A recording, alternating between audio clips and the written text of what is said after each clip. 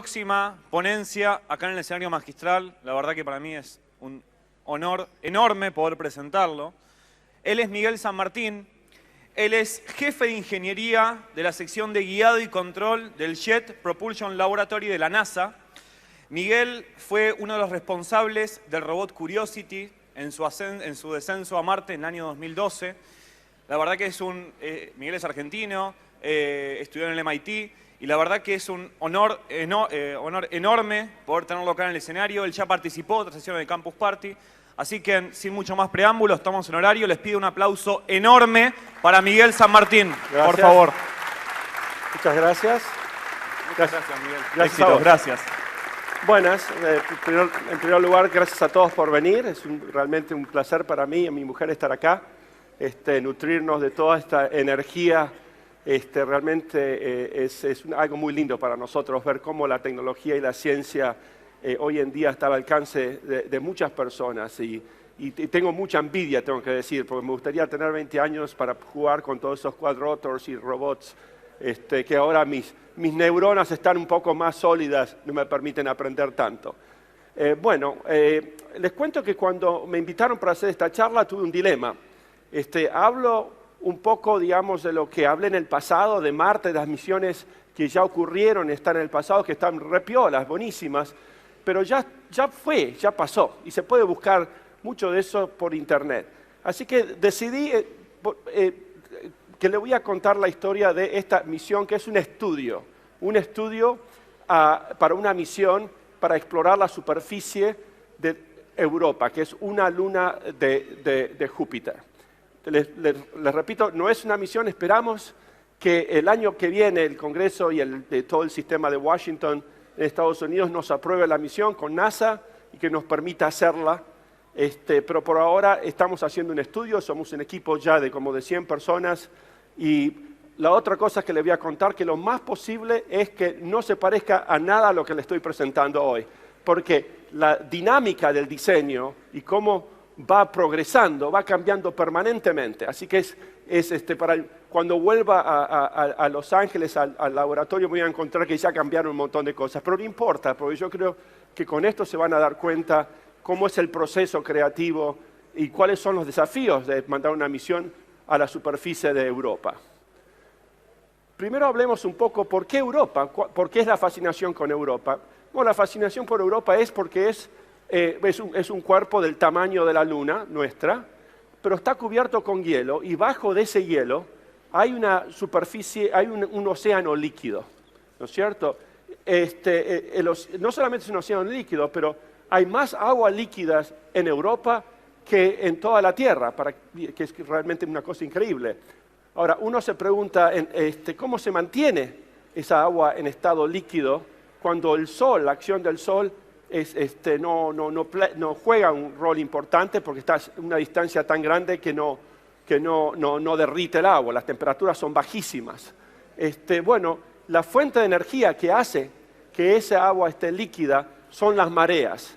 La influencia del campo gravitatorio de Júpiter y las otras lunas de Júpiter como Ganímede y Calisto hace que Europa se esté permanentemente contrayendo y estrechando, como las mareas que produce la Luna y que hace que el océano suba y baja. Esa fricción con toda esa masa sólida, ¿no es cierto?, que se estrecha y se comprime, con frotamiento genera calor, y ese calor derrite el agua, es decir, es una fuente de energía, ¿no es cierto?, que hasta hace poco, no sé por qué los científicos no habían pensado, siempre cuando buscan vida, buscan planetas que estén cerca del Sol justamente para la temperatura correcta. Pero no es necesario, porque en este caso la fuente de energía son las mareas. Y uno se preguntará, ¿y por qué estamos tan interesados en saber si hay agua líquida y cuál es la importancia de eso? Es la misma importancia que le damos a la investigación de Marte. Queremos saber si hay vida en Europa, ¿no es cierto? Queremos saber si estamos solos en un universo. Hoy en día el único planeta que sabemos que hay vida es nuestro planeta Tierra, pero estadísticamente sabemos que la vida no puede ser de un solo puntito en todo el universo. Y qué mejor que estudiar dentro de nuestro propio sistema solar que esa vida se ha dado. Y en el caso de Marte, siempre hablamos de vida que tal vez ocurrió hace 3.000 millones de años. En el caso de Europa, es posible que la vida exista hoy en día y que sea más compleja tal vez que microbios. Parte de esa, digamos, hipótesis de vida se basa no solamente en el agua líquida, sino que esta agua líquida está como un sándwich. Por un lado tenés el hielo, pero por otro lado tenés una masa rocosa, ¿no es cierto? Y con posibles chimeneas hidrotermales que con una acción volcánica están virtiendo no solamente energía, pero compuestos químicos. Esos compuestos químicos son esenciales para la vida. Y hay vida que se ha encontrado en los océanos, bajo grandes profundidades de agua, que viven en estos medio ambientes alimentados por estas chimeneas volcánicas. Así que esto es lo que hace que los científicos estén muy entusiasmados y, por supuesto, les encantaría poder penetrar este hielo y mandar un submarino, ¿no es cierto? Incluso hubo un congresista en Estados Unidos que quería que hiciéramos exactamente eso, lo cual está buenísimo porque un político que esté tan entusiasmado por la ciencia siempre es bueno, pero lo tuvimos que frenar un poco al muchacho porque no sabemos, puede ser de 1 kilómetro a 10 kilómetros el espesor del hielo. Y en realidad apenas sabemos cómo vamos a llegar a la superficie de Europa. No tenemos la tecnología, la estamos desarrollando. Así que le tuvimos que bajar un poco el que apunte un poco más abajo sin tratar de pincharle el globo demasiado al muchacho para que nos mande la plata, ¿no? Hablemos un poco cuáles son los desafíos técnicos, tecnológicos para mandar una misión a la superficie de Europa. Empezamos porque conocemos muy poco sobre la superficie de Europa. En el caso de Marte tenemos naves espaciales que orbitaron Marte desde el principio de los años 70, ¿no es cierto? Después con Viking, después todas las misiones que han ocurrido con telescopios muy grandes que nos permiten examinar la superficie de Marte con una resolución de 1 metro, ¿no es cierto? No tenemos nada de eso en Europa. Y lo peor del caso es que así que no sabemos cómo diseñar una nave espacial si no sabemos dónde vamos a aterrizar. Lo peor del caso es que las pocas fotos que tenemos de Marte, de Europa, eso me voy a confundir varias veces entre Marte y Europa en esta presentación, las pocas fotos que tenemos que fueron sacadas por Galileo, una misión que se puso en órbita a Júpiter en los años 80 o 90, indican que es muy accidentado el terreno, incluso tiene detalles a todas escalas, ¿ok? Así que eso nos asusta mucho, cómo vamos a aterrizar en un lugar que hoy en día no sabemos, ¿no es cierto? Una vez que lleguemos a Europa, sí vamos a sacar fotos y tenemos una misión ya aprobada, que se llama Clipper, le van a cambiar el nombre, pero es el nombre temporal, que se va a poner en órbita a Júpiter y va a pasar por Europa y fotografiarla. Pero para el momento que esa información nos llegue a nosotros, ya tenemos que tener esta misión diseñada, ¿no es cierto? Así que eso es uno de los grandes problemas. El otro problema es que llevar toda la carga esa a Marte, ¿no es cierto? Nos queda mucho más lejos, así que necesitamos un cohete mucho más grande y también nos tenemos que frenar, no tenemos la atmósfera de Marte para frenarnos, así que tenemos que utilizar motores cohetes y traer todo ese combustible de la Tierra hasta Júpiter y después hasta Europa. Eso hace que no nos quede mucha masa para utilizar en el módulo de descenso, es decir, que cada kilogramo, y yo les voy a mostrar, cada kilogramo que ponemos en la superficie requiere como más de 10 kilos en el cohete cuando lo lanzamos. Así que no podemos poner instrumentos de navegación que sean muy voluminosos y muy pesados, porque si no nos quedamos sin lugar para poner los instrumentos científicos, que es la razón para ir a Europa. También les mencioné que como no teníamos la atmósfera de Marte es solamente el 1%, y siempre nos quejamos, el 1%, pero ese 1% nos ayuda muchísimo a frenarnos con paracaídas y con cápsulas, la fricción con el aire hace que en vez de tener que traer todo ese combustible de tierra para prender los motores y frenar, utilizamos la atmósfera de Marte. Acá es un cuerpo como la Luna nuestra, no tiene atmósfera, por lo tanto, cuando nos chupa la gravedad del sistema de Júpiter y después de Europa y caemos a altas velocidades, tenemos que llevar un flor de cohete sólido para apretar los frenos y parar el vehículo. Y esto es otro tema, ¿no es cierto?, porque también consume recursos. Y el último challenge o desafío es tal vez el peor de todos, que es la radiación. Júpiter tiene un campo magnético muy pero muy fuerte y hace que atrapa toda la radiación que viene del Sol y de las otras lunas que están orbitando ese sistema jupiteriano. Y eso hace que la radiación alrededor de Júpiter sea realmente muy muy alta y que todos los instrumentos electrónicos tienen que ser diseñados especialmente para soportar esa radiación. Así que ahora les voy a contar un poco cómo vamos a intentar resolver cada uno de estos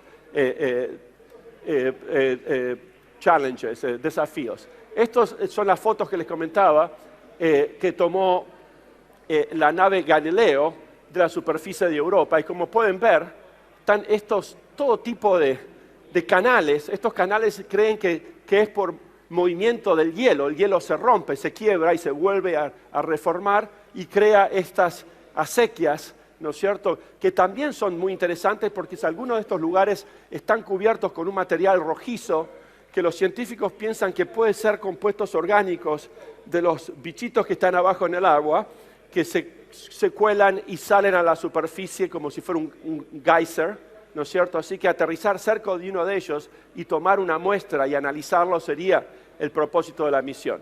Como pueden ver, este terreno realmente da miedo y uno se pone a pensar cómo vamos a hacer para aterrizar en un lugar así.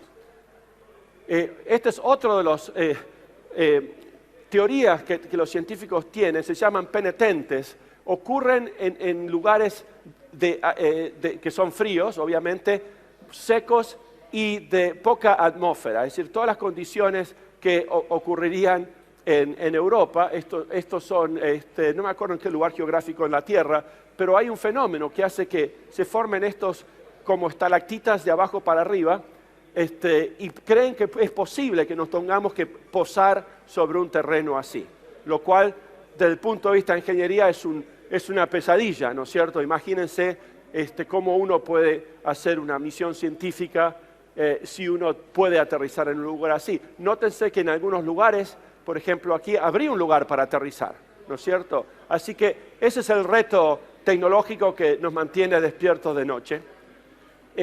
Un poquito más sobre la radiación que les comentaba. Acá está el cinturón que yo les decía, un cinturón magnético, como un toroide. La radiación es más fuerte en el medio del toroide. No sé si se enteraron la misión Juno, que acaba de llegar a Júpiter para estudiar Júpiter.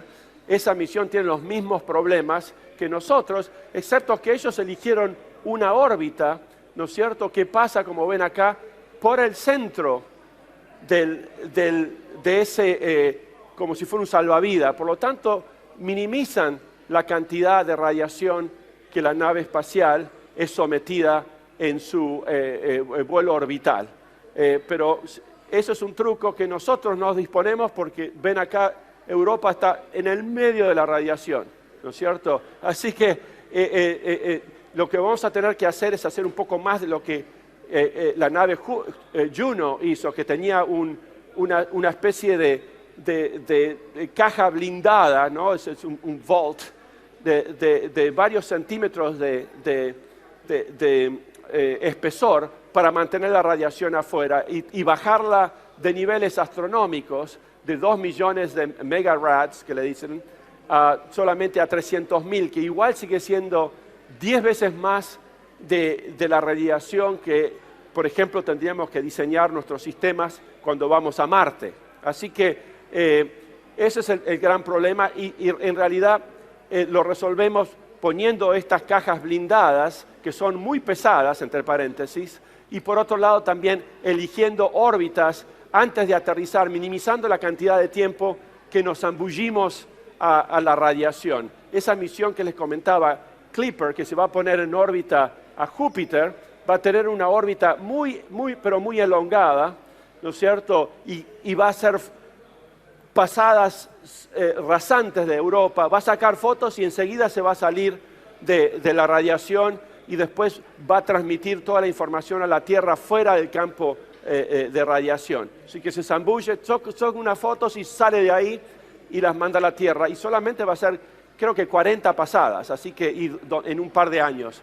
Eso es para que se den cuenta el problema enorme que es la radiación y que realmente nos preocupa tanto. Bueno, para ir a Europa primero necesitamos saber qué cohete vamos a utilizar y qué tipo de trayectoria. Depende de la trayectoria del cohete y el peso de la nave espacial, elegimos una diferente trayectoria. Hoy en día este es el plan. Utilizamos como cohete el Space Launch System, que es un cohete del tamaño de un Saturno V que la NASA está desarrollando para la exploración tripulada, ¿no es cierto?, para mandar hombres a Marte. Y a ellos les viene bien que nosotros utilicemos también este cohete para la exploración científica del sistema solar. Así que es un cohete extremadamente caro y extremadamente poderoso, lo cual nos permite hacer ese viaje en un tiempo menor y con más carga. La idea sería despegar en el 2024 en este plan, hacer una maniobra durante su vuelo y después pasar de vuelta por la Tierra para que la gravedad de la Tierra le dé otro chicotazo, le da un envión. Es una técnica muy usada por nosotros para poder aumentar, darle otro envión sin gastar combustible. Lo único que agrega tiempo al recorrido, ¿no es cierto?, pero es la única forma de hacerlo. La idea sería despegar en el 2024 para llegar en el 2029, es decir, que sería un viaje de 5 años. Una vez llegado ahí, ¿no es cierto?, estamos en una órbita elíptica muy grande y la idea es utilizar estas asistencias gravitatorias que les comenté, pero no con la Tierra ahora, sino con las lunas Ganímide y Calisto. Nuevamente, de no utilizar esas lunas tendríamos que traer todo ese combustible para empezar a reducir la órbita y acercarnos más a Europa. En lugar de eso pasamos rasante cerca de Calisto y Ganímedes y la atracción gravitatoria ahora la utilizamos al revés, para absorber energía. Es decir, que la energía de la nave espacial se transmite, hace que la Luna se acelere o se desacelere por una minúscula cantidad. Y de esa forma vamos reduciendo la órbita para acercarnos más y más a Europa. Y nuevamente la idea es hacerlo de una forma que minimicemos la cantidad de tiempo que la nave está expuesta a la radiación. Entre paréntesis, para capturarnos en primer lugar a la órbita de Júpiter tenemos que prender los motores, es lo que llamamos JOI o Jupiter Orbit Insertion. Ahí sí tenemos que llevar un motor cohete que lo prendemos para capturarnos en ese sistema y después utilizamos la asistencia gravitatoria de Calisto y Ganímide. Acá podemos ver, una vez llegados, ¿no es cierto?, los últimos pasos, un día antes del aterrizaje tenemos la misión, acá es donde se produce la separación, se separa el módulo de descenso de un módulo que va a ser de relay, ¿no es cierto? Va a tomar la información que viene del módulo de descenso y la va a mandar a la Tierra. No podemos mandar la información directamente a la Tierra porque no tendríamos, en primer lugar, podríamos estar mirando el lugar de la Tierra y no tenemos una antena y suficiente poder para hacer eso. Así que es mejor mandarlo por un relay, ¿no es cierto? Y eso sí tiene la potencia y el sistema de radio para comunicarse con la Tierra. Ahí se separa el vehículo. Acá tenemos el módulo de descenso. Esta es la nave espacial que va a ser de relay. Ahí aterriza. Ahí comienza el primer transmisión del módulo de descenso al relay, ¿no es cierto? Es muy importante que durante el descenso en sí mismo tengamos telemetría que se esté acumulando para, si falla la cuestión, poder saber qué es lo que falló para corregirlo la próxima vez. Así que ese fue uno de los grandes problemas. Como pueden ver, los muchachos que hacen estas trayectorias, ¿no es cierto?, que parecen bastante caóticas, logran buscarle la vuelta para que todo se alinee en el momento exacto. Es un verdadero arte, ¿no?, además de ciencia. Ahí eso ahí es donde termina el primer relay, cuando la nave hizo su aterrizaje, y después sigue, y cada vuelta, ¿no es cierto?, se produce un alineamiento para garantizar que la nave siempre pueda mandarle la información de las mediciones que tuvo ese día. La misión, como existe hoy en día, sería nada más que de 20 días, ¿ok? Porque no podemos llevar paneles solares porque el sol no llega ahí, tendríamos que llevar paneles solares enormes, así que, y la parte nuclear, no queremos llevar energía nuclear, así que llevamos pilas, y las pilas se agotarían en unos 20 días. Todavía estamos trabajando en eso, es posible que en el futuro nos pidan agregar más tiempo, lo cual tal vez requeriría repensar la cuestión de una pila nuclear. Bueno, ahora hablemos un poco, esto nuevamente es un sketch, hoy en día ya ni siquiera se parece a esto, pero esto sería un posible estación científica, ¿no es cierto?, muy basada en la tecnología de Mars Pathfinder, con los pétalos. La idea es que el sistema aterriza cerrado, con todos estos pétalos cerrados, y después cuando se abre se incorpora.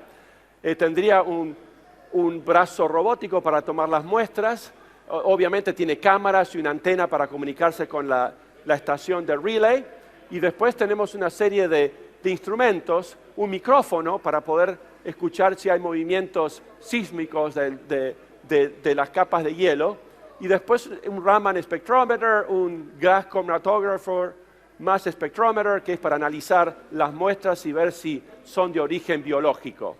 Así que esto sería más o menos una noción de cómo este sistema podría ser.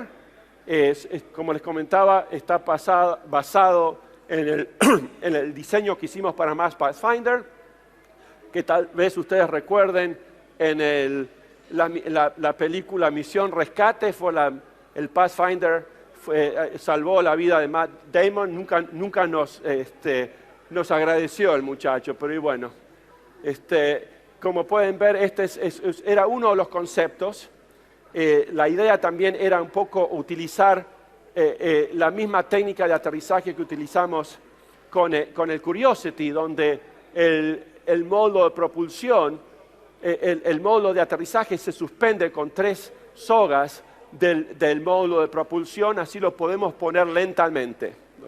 ¿No es cierto? Acá podemos ver el módulo de propulsión con sus cohetes, los tanques de combustible de hidracina, y acá tenemos los pétalos todavía, ¿no es cierto?, guardaditos en forma que después, cuando se separa, se transforma en una pirámide y se abre, ¿no es cierto? Bueno, esta parte, y esto es para que se acuerden un poco cómo era el sistema que utilizamos en Curiosity, que fue la primera vez que desarrollamos este sistema, ¿no es cierto? Así que queremos un poco utilizar las tecnologías que nos resultaron en el pasado, ¿no es cierto? También nos permite también convencer a nuestros jefes en Washington de que hay menos riesgos, ¿no es cierto?, utilizando cosas que ya hemos inventado y hemos probado que funcionan bien.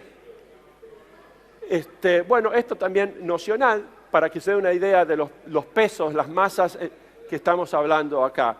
Lo primero que se puede notar es que la estación espacial es de 350 kilos, y para ello se necesita una nave espacial de 8 toneladas arriba del cohete. Eso es lo que les comentaba anteriormente, que es un sistema extremadamente ineficiente, pero no tenemos otra forma de hacerlo. Y eso por eso que requiere un cohete de lanzamiento del tamaño de un Saturno V. La nave tiene esta configuración en el viaje, cuando despega. Después tenemos la nave que que transporta al módulo de descenso, ¿no es cierto?, y que va a ser de relay. Este es el módulo que baja, digamos, de la órbita y tiene el módulo de descenso, se separa en 2 partes. Este es el motor cohete de combustible sólido, que es el que aprieta, pone los frenos con 1.176 kilogramos de combustible para parar el vehículo y para que esta parte haga el frenado final, donde tiene el módulo de descenso y la estación científica abajo, ¿no es cierto? Así que estos serían, y pueden ver un poco la distribución de todas las masas y la cantidad de combustible. Estamos hablando de 7.000 kilogramos de combustible. La mayoría de todo esto es combustible lo que vamos a transportar en ese cohete en el lanzamiento. Algunas fotos de la configuración en el momento que se pone dentro del cohete. Lo que tenemos acá es una barrera biológica. Otro de los problemas que no puse en esa primera view graph al comienzo es que también tenemos un desafío que no podemos contaminar con nuestros propios organismos, ¿no es cierto? No podemos arruinar el experimento llevando organismos terrestres a Europa. Por lo tanto, tiene que estar todo muy esterilizado, ¿no es cierto? Con una cantidad nos ponen límites en cuanto a las esporas y posibles organismos que viajan con nosotros, y para ello se esteriliza y después se lo pone dentro de una barrera biológica, ¿no es cierto?, para evitar que se vuelva a recontaminar, ¿no es cierto? Eso se hace en un lugar pero muy limpio y después se encapsula con eso antes de poner en la nave espacial, el resto de la nave espacial, porque el resto de la nave espacial no es esterilizada, ¿no es cierto?, para llamarlo de algún modo.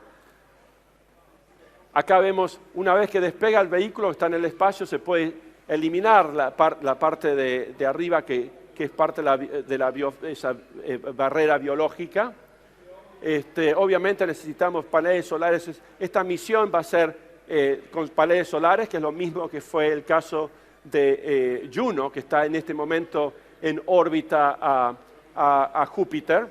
Se requieren paneles solares enormes. Las misiones anteriores, todo lo que era más allá de Marte, utilizábamos estas pilas nucleares, se llaman RTGs, Radioisotope Thermal Generators, que eran un pedazo de plutonio que a medida que va decayendo naturalmente, como cualquier material radiactivo, cuando decae, genera calor, ¿no es cierto? Y después uno pone termocuplas que convierten ese calor a energía eléctrica. Eso es un sistema que siempre utilizamos para todas nuestras naves que salían más allá de Marte, y también Marte también. Las Vikings y Curiosity utilizó esa tecnología, esa fuente de energía. Las Voyagers 1 y 2 y también Galileo y Cassini. Pero esa fuente de energía nos trae muchos problemas también, porque en primer lugar es bastante cara. El plutonio se está terminando, créase o no, se paró de fabricar plutonio en Estados Unidos cuando se bajó, digamos, la carrera armamentista. Ahora la pusieron de vuelta a fabricar, pero es bastante limitado. Y por último, siempre tenemos el problema del riesgo que el cohete, cuando despega con una pila de plutonio, que fracase y caiga en Disney World ¿no es cierto?, o en Miami, Orlando, ¿no es cierto?, y contamine digamos, pueda haber un problema de salud. La realidad es que como construimos estos sistemas, aún con un impacto del peor que uno se puede imaginar, no se rompería el receptáculo, pero de todas formas siempre hay alguien que no nos cree, ¿no es cierto?, y tenemos que hacer todo el trabajo para poder nuevamente probarle, ¿no es cierto?, a las agencias de seguridad y todo eso, de que no representa un peligro. Así que siempre lo hacemos, lo hicimos con Curiosity la última vez, pero es mejor si podemos hacerlos con paneles solares, nos ahorramos un montón de dolores de cabeza. Por eso que hemos elegido paneles solares, a pesar de que tienen que ser gigantescos. Este es como pueden ver, es el módulo que se desprende. Este es el módulo para frenarnos y entrar a la gravedad de Júpiter. Así que ya empezamos a desprendernos más y más pedazos de la nave espacial. Después acá es cuando se separa el sistema de descenso de lo que va a ser el relay, ¿no es cierto? Acá vemos la antena con la cual se comunica con la Tierra. La antena tiene que ser apuntada primero a la nave que va aterrizando y después se apunta a la Tierra para retornar la telemetría que se se juntó durante ese tiempo. Acá tenemos las tres partes que aterrizan. Este es el motor de combustible sólido. Es un sistema muy sencillo porque es más parecido a una cañita voladora, pues se enciende y se consume en unos 60-70 segundos, se consume todo el combustible sólido y produce una gran fuerza, una gran desaceleración. Y este sistema nos gusta mucho porque hay muy pocas cosas que pueden fallar.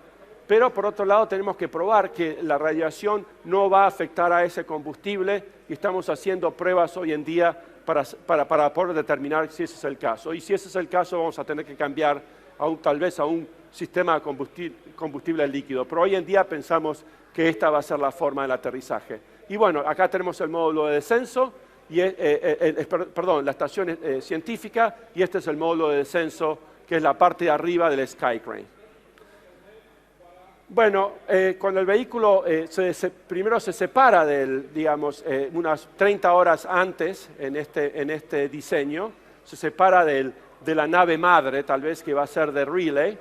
La idea es aterrizar en una elipse, un área de 50 a 100 metros, que ya hemos identificado por fotos tomadas desde arriba por las misiones anteriores, la misión anterior Clipper, de que es un lugar que, en primer lugar, es científicamente interesante. Por ahí tienes estas manchas rojizas que puede representar material biológico, tal vez. Entonces queremos ir a esos lugares, pero al mismo tiempo tenemos que elegir el lugar más seguro posible. Lamentablemente sabemos hoy que la resolución de las imágenes que vamos a tomar van a ser como mucho de unos pocos metros de resolución. Por lo tanto, no vamos a poder saber a alto detalle que la superficie es lisa, pero vamos a elegir lo mejor posible, que no sean esos lugares con esos pinches horribles, ¿no es cierto?, que les mostré en las fotos anteriores. El primer paso es ese frenado. El vehículo viene a 1950 metros por segundo y prende el motor retrocohete sólido para en pocos segundos, un minuto y pico, trae esa velocidad a cero. Ahí es donde se produce el burnout, que es cuando se consumió todo el combustible y se apaga. Lo que hacemos es hacer una maniobra de frenado para separarnos y caer lejos de ese módulo ya seco, ¿no es cierto? Ya totalmente vacío, digamos, el combustible ya se consumió. Lo primero, en ese momento, nuestra área nuestra elipse de error es mucho más grande que los 50 metros. En realidad esto no está a escala, sería de unos 4 kilómetros, más o menos 2 kilómetros de cada lado, porque no solamente la navegación que se hace de tierra, cuando apuntamos a aterrizar acá, no es perfecto la cuestión, y cuando prendemos este motor cohete tiene errores, ¿no es cierto? Así que no nos deja en la parada del colectivo exacta, nos deja hasta 2 kilómetros más allá y menos. Así que tenemos que reducir eso a un área mucho más chica. Y para eso necesitamos, en primer lugar, un sistema de navegación, que les voy a contar próximamente, que nos dice dónde estamos, como si fuera un GPS. Te dice, estás acá. Ah, ok, estamos ahí. Entonces, ahora vamos a corregir y nos vamos a volver arriba de la elipse, ¿no es cierto? Y ahora estamos bien. ¿Estamos bien? No, no estamos bien, porque todavía no sabemos si esta elipse es perfecta. Puede ser que haya lugares mucho más seguros para aterrizar, más lisos que otras. Así que tenemos un sistema de detección de lugares peligrosos, que les voy a comentar también. Y eso nos va a permitir detectar, ahí hay un buen lugar para aterrizar, entonces el vehículo, todo esto entre paréntesis, todo automático, va a hacer una maniobra que aterrice en ese lugar más seguro. Si todo esto en forma automática, es un tema que hemos hablado mucho en el pasado en la NASA de hacer, y nunca lo hacemos en Marte porque siempre encontramos formas más fáciles de hacerlo, pero en este caso lo vamos a tener que hacer. Bueno, eventualmente aterrizamos y el módulo de descenso lo hacemos estrellar lejos, como hicimos en Curiosity, y después desplegamos los pétalos y bueno, y comienza la misión. Así de sencillita la cosa.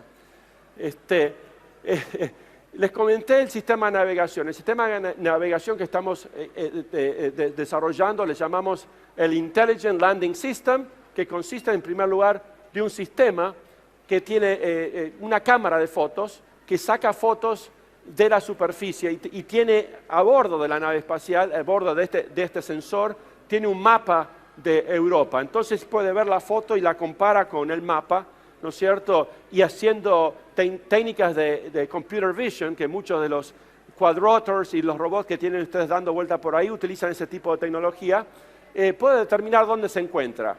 ¿Ok? Y una vez que sabe eso, puede hacer dos cosas: saber dónde se encuentra y también calcular la velocidad y la altura, ¿no es cierto?, del vehículo. Normalmente utilizamos un radar Doppler para calcular la velocidad, pero como tenemos tan poco lugar para poner sensores, estamos tratando de utilizar un sensor para cosas múltiples. Y después necesitamos este otro sensor que les comenté, que es un Hazard Detection Sensor, es un detector que detecta peligros de que el suelo no sea liso, ¿no es cierto? Así que todo esto es lo que nosotros le llamamos el Intelligent Landing System que estamos desarrollando para poder lograr esta misión.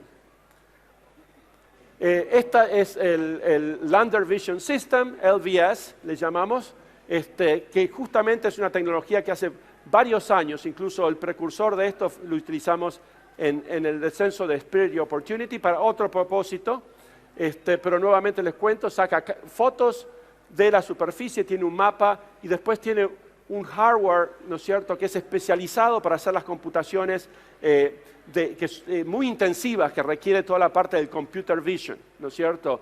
En vez de hacerlo en la computadora de a bordo, lo cual le restaría ciclos de computación a otras actividades, decidimos poner su propia computadora en forma de un FPGA, que seguro que ustedes saben lo que es, muchos de ustedes.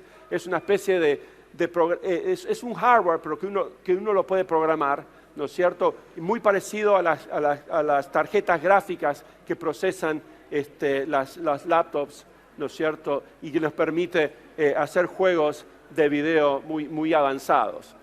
Y además nos gusta este sistema porque tenemos las interfaces de los sistemas de navegación, la cámara y el giróscopo, todo integrado en uno.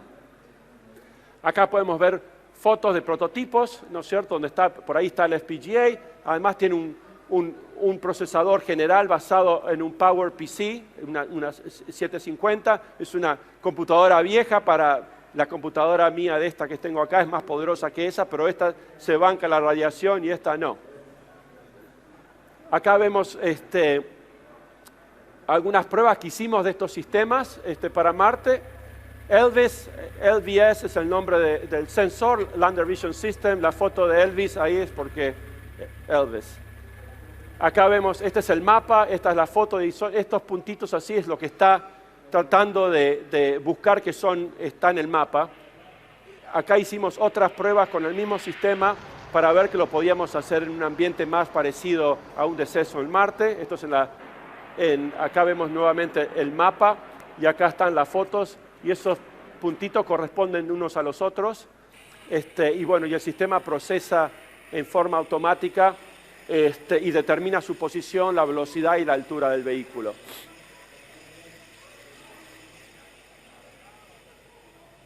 Y bueno, la idea es ahora adaptar esto no a un paisaje marciano, pero a un paisaje como ese sería el de Europa, ¿no es cierto?, donde tendríamos que sacar fotos antes. Eso es el problema. Tendríamos con la misión anterior, Clipper, tenemos que hacer fotos y hacer esos mapas para poder después ponerlo dentro de la computadora para que se pueda orientar el vehículo.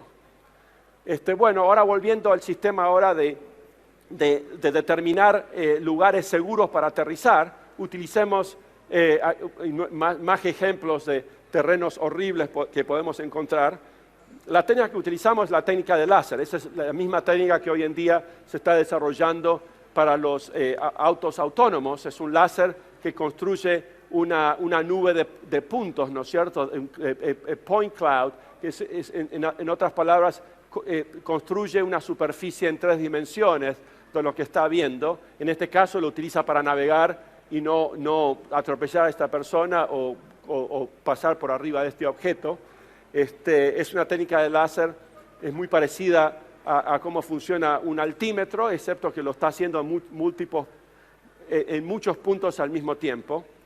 Hemos desarrollado esta tecnología hace años. Yo la propuse para una misión que nunca ocurrió en el 99 a un cometa.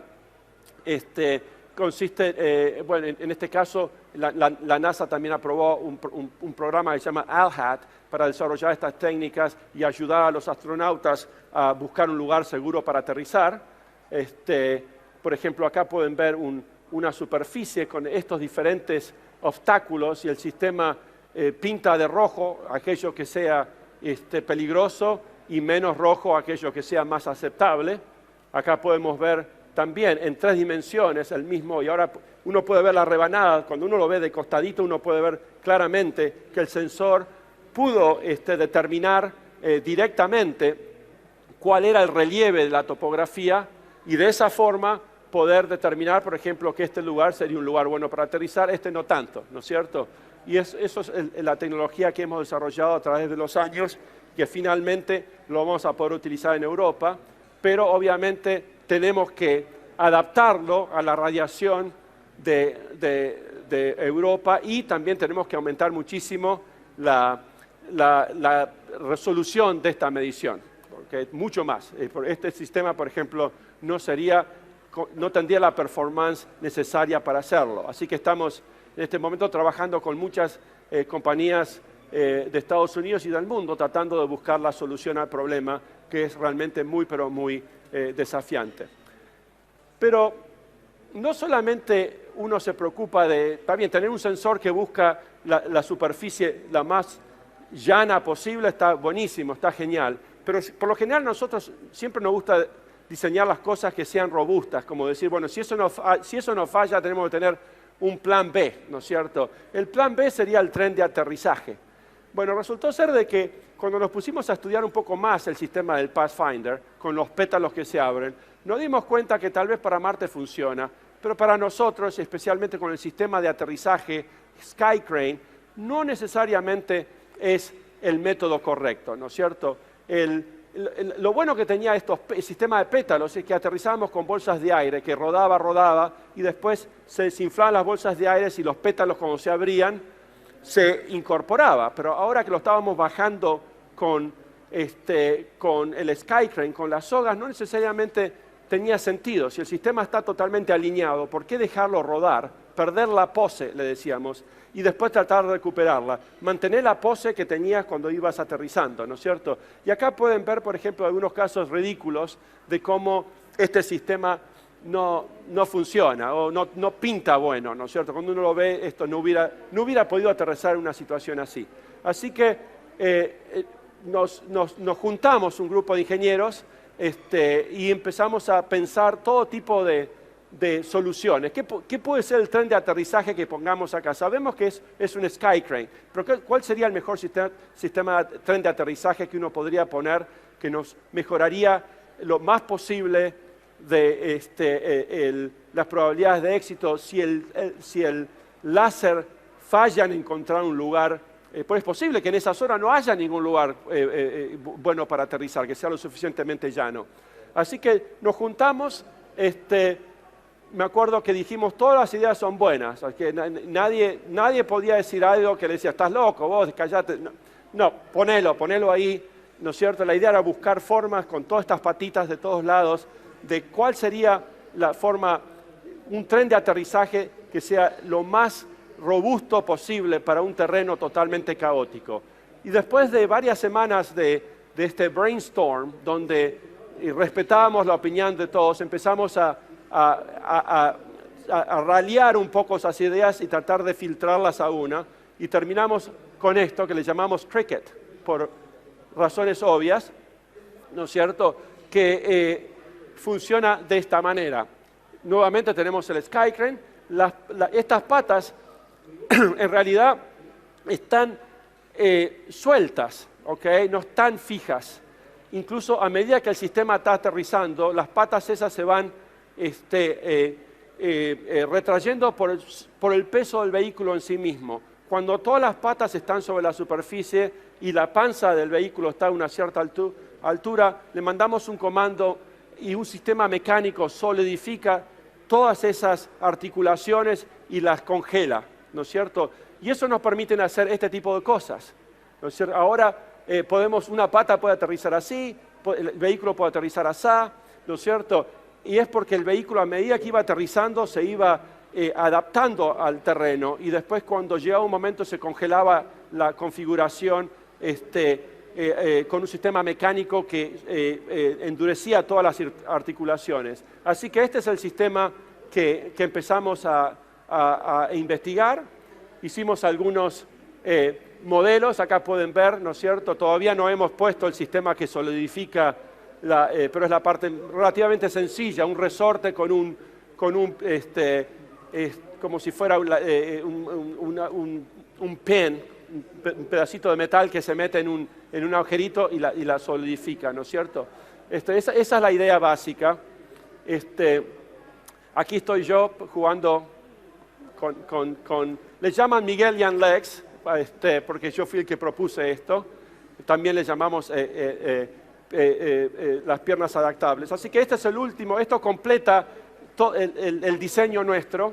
Y bueno, ahora tenemos que pasar por una nueva serie de rediseño de todo el sistema, y esperamos que el año que viene, digamos, nos aprueben el proyecto y nos den los recursos para poder desarrollarlos.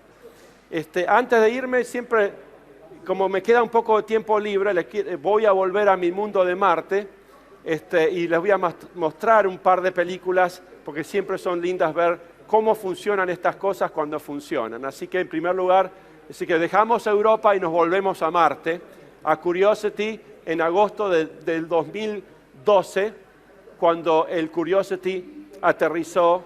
Y le muestro este video. No sé si hay música.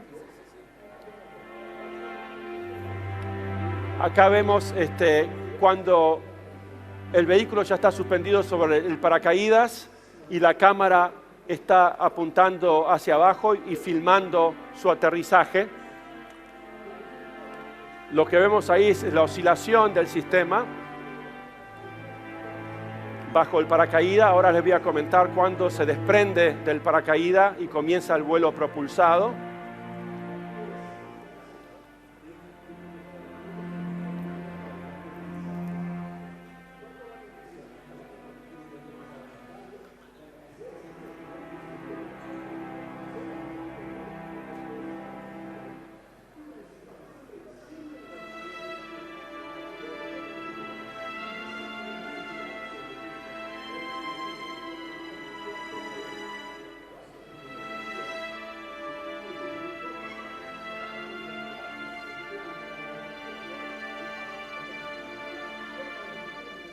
Todavía sigue suspendido por el paracaídas.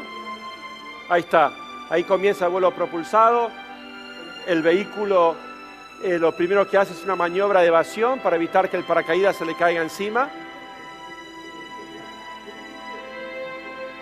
Ahora termina la maniobra de evasión, se pone como un ascensor en forma vertical, descendiendo y disminuyendo la velocidad de contacto. Se levanta el polvo, van a ver la rueda del Curiosity desplegarse. Vemos la rueda, y así llegó el Curiosity en agosto del 2012. Y por último, les muestro también el video de cómo se vivió este aterrizaje, que espero que en el 2030 y pico sea con Europa también. Vamos a tener que esperar un poco, voy a estar un poco más viejo. Cómo se vivió el aterrizaje del Curiosity en el 2012, en diferentes lugares de los Estados Unidos. Vehicle reports entry interface. At this time, it will begin pressurizing the propulsion system to increase the thrust of the system. We'll use that for all the maneuvering in the atmosphere we're about to do.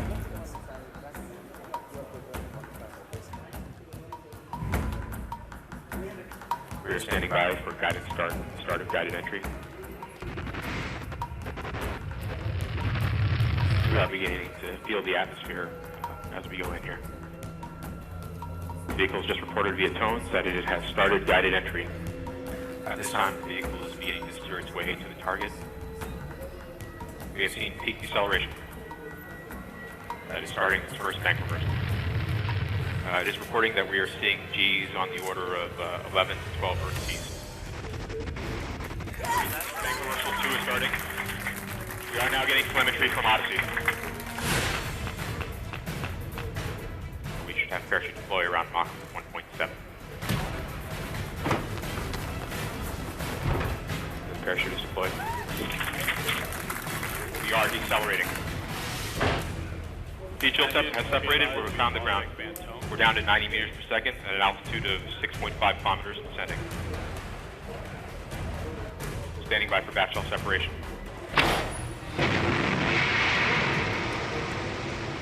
We are in powered flight.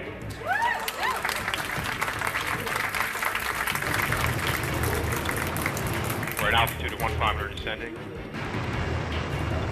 Standing by for sky crane. Sky crane is started.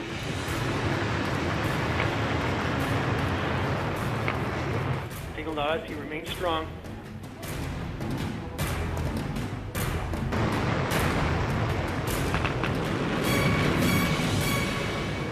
Touchdown confirmed. We're safe on Mars.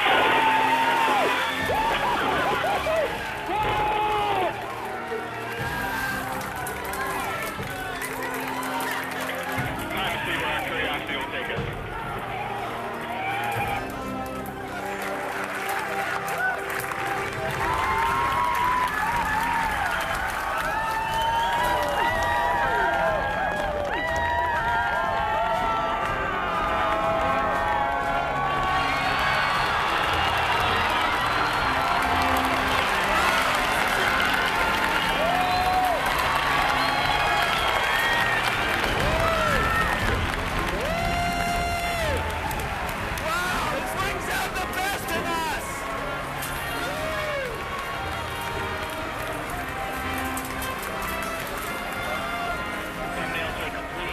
Got thumbnails.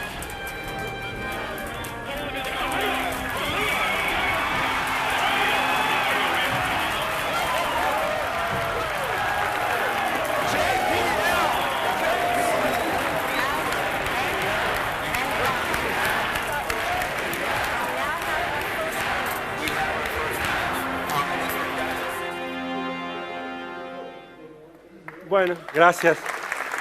Gracias. Muchas gracias. Bueno, ese es el resultado de más de 8 años de trabajo y esfuerzos, trabajo en equipo. Con Europa nos encontramos en el comienzo de ese proceso. Es lindo a veces ver esto y recordar lo que nos espera si tenemos un poco de suerte al fin del camino. Así que con eso ya puedo abrir, si tenemos algunos minutos de preguntas, me parece. Por favor, otro aplauso enorme para Miguel San Martín. La verdad que es gracias. un placer enorme poder tenerlo y contar estas experiencias en la primera edición de Campus Party. Muchísimas gracias, Miguel. Gracias a vos. Muchas gracias. Gracias por tenerme, por venir. Muchas gracias. Muchísimas gracias. Tenemos tiempo para 2 preguntas. Solamente 2 preguntas. Así que, Miguel, te voy a dejar tirar el catchbox. Se tira, Uy, el soy que la un tenga. desastre para esto, ¿eh? Y vamos a ver. Wow. Bárbaro. Vamos. Bien cerca, Hola, por favor. hola, hola. GNC. ¿Ahí se escucha bien? Sí. Miguel, una vez que aterrizó, que todo esto funcionó, en esos 20 días, ¿qué experimentos se van a hacer? Dijiste que la idea es ver, bueno, si hay vida en el agua líquida de Europa. Decías que puede haber entre 1 kilómetro o 10 kilómetros o no se sabe. O sea que, ¿se va a perforar la idea de llegar hasta el agua? Porque No, es difícil. No, es muy difícil. No. Tiene un taladro que en realidad es un taladro que funciona con hielo que están desarrollando y van a tomar muestras del material, del hielo, digamos, y tienen un instrumento, espectrómetros que estudian los compuestos, ¿no es cierto?, y buscan por compuestos orgánicos y minerales y materiales que pueden analizar y determinar si son de procedencia biológica. Pero la idea de penetrar el hielo queda... Estamos investigando. La idea sería por una pila nuclear que va, digamos, con el calor, va haciendo la perforación, pero se va cerrando el agujero, así que a medida que va bajando. Así que hay que dejar un umbilical, ¿no es cierto?, que lo conecte. Se está estudiando, pero no sería la primera misión. Gracias, Miguel. Gracias. ¿Otra pregunta? ¿Por acá? A ver, Gracias. necesito que me ayuden a pasar vamos a hacer 2 pases entonces. Ahí de atrás. ¿Sí? ¿Pasás? Uno para acá y otro segundo. Ahí atrás. Acá atrás. Ahí. ¿Qué tal? ¿Se escucha? Ahí está. Sí, mi pregunta es, uno de los próximos pasos que se prevén para el futuro y que la humanidad está muy atento es la llegada de hombres, de personas a Marte. Resulta que hay actitudes entre muchas empresas, tanto privadas como estatales espaciales, que se ven que va a haber una colaboración, pero también se ven otras actitudes muy rivales. ¿Quién va a llegar primero? ¿Quién va a desarrollar el cohete? ¿Usted prevé que va a haber una muy buena colaboración o que va a haber muchos conflictos en el camino para llevar al hombre a Marte? Buena pregunta. Mira, empieza con una colaboración, ¿no es cierto? En este momento la NASA tiene un contrato con SpaceX, ¿no es cierto?, y Orbital Sciences, para ir a proveer la estación espacial, ¿no es cierto? Y el año que viene va a empezar SpaceX y Boeing a transportar astronautas a la estación espacial. Eso es para que la NASA se pueda dedicar a volver a mandar astronautas fuera de la órbita terrestre. Así que esa parte es de colaboración, ¿ok? La NASA está desarrollando su propio cohete Saturno V, que le hablábamos, el SLS. Y bueno, Elon Musk obviamente tiene sus propios planes, ¿no es cierto? Yo creo que no va a haber competencia en ese sentido. La industria privada, entre paréntesis, siempre hizo los cohetes de la NASA. Los cohetes, el Saturno V estuvo hecho por la Boeing, la McDonnell Douglas, North American Rockwell, así que el módulo lunar fue la Grumman. Es decir, que en un caso es la especificación del gobierno a través de la NASA. Hay que ver, ¿no es cierto?, cómo va a funcionar todo eso. A mí la única parte que me resulta rara digamos, de algunos de los planes de Elon Musk es la parte comercial, ¿no es cierto? La parte de aprovisionar a la estación espacial. La NASA le está pagando a él, porque hoy en día no hay un modelo de business, ¿no es cierto?, para mandar gente a Marte. Elon Musk cree que le puede cobrar $200,000, $300,000 a una familia para ir a Marte. Me parece, estaría genial si fuera así la cuestión, pero digamos, tendría que cambiar mucho las cosas. El costo de los cohetes de despegue tendrían que bajar mucho más de lo que lo ha hecho. Así que no sé la respuesta. Yo apostaría más a que tendría que ser no solamente una agencia nacional, sino que se juntara Estados Unidos con Europa y tal vez con China para realmente poder seres humanos en Marte. Yo apostaría más a eso, a que Elon Musk solo resuelva el problema. Pero me puedo equivocar, ¿eh? Gracias, Miguel. Una pregunta más tenemos. Si hay alguna por allá que no respondimos, allá. Vení, Miguel. Si Después querés, hablamos. va a haber que hacer una ahí al fondo, así que vamos a hacer 2 pases. Hacemos 2 pases. Dos pases. Uno en el medio, 3. Si no va a me haber, quedé no medio hace falta. corto, 3. Mi trayectoria 2, me parece ahí, está... vamos bien. No está Y tan llega. bien. Ahí está. Perfecto. Llegamos. Hola. Sí. No sé si se enteró, en la Universidad de San Martín este año se abrió la carrera de Ingeniería Espacial. Así es, me enteré. Le quería preguntar sobre su opinión de la apertura de esta carrera y sobre el futuro del área espacial en Argentina. No conozco exactamente los planes de la carrera, tengo entendido que son muy buenas. Estoy contento de que hoy en día existan esas posibilidades. En cuanto a las actividades espaciales en Argentina, realmente han progresado muchísimo, ¿no es cierto? Cuando yo me fui del país en el 78 no había nada. Hoy en día me costaría muchísimo más dejar al país, ¿no es cierto? Porque en el INVAP, en el CONAE están haciendo cosas pero muy interesantes que a uno le permitiría desarrollarse en ese tema. Incluso hubo una colaboración, el SAC-D llevaban un instrumento del JPL, de la NASA, ¿no es cierto? Así que la Argentina está, digamos, a ese nivel hoy en día, ¿no es cierto?, donde puede colaborar con las grandes agencias del mundo. También tenemos otros emprendimientos en la Argentina, como Satellogic, que está haciendo satélites para el mapeo del terreno desde órbita. Así que yo creo que si las cosas siguen progresando como venían progresando hasta ahora y no ponen un freno, que le veo mucha promesa. Es decir, desde ya que la capacidad del país para hacer estas cosas quedó demostrada, ¿no es cierto? Ahora lo que queda por demostrarse es la voluntad, ¿no es cierto?, del pueblo, es decir, que manden cartas a sus representantes diciéndole esto es importante para nosotros, como hacemos nosotros en los Estados Unidos. Así que más que nada está en manos del sistema democrático, donde el pueblo decida cuánto de estos recursos se pueden gastar en la exploración espacial, que tiene que haber una cantidad mesurada, ¿no es cierto? Porque todas las sociedades tienen que resolver muchos problemas muy serios y no podemos gastar toda la plata a algo que a nosotros nos gustaría tal vez que sea un presupuesto más alto, pero es parte de eso. Pero la capacidad ya quedó bien clara que el país la tiene y yo te diría que no, le veo mucho futuro a la Argentina en ese tema. Gracias, Miguel. Gracias a ustedes. Otro aplauso enorme para Miguel San Martín. Un privilegio enorme poder tenerlo en el escenario magistral. Muchísimas gracias de vuelta. Gracias por tenernos. Muchas gracias. Gracias Muchas a vos. gracias. Muchísimas gracias para Miguel. Muy en breve retomamos las actividades en el escenario principal.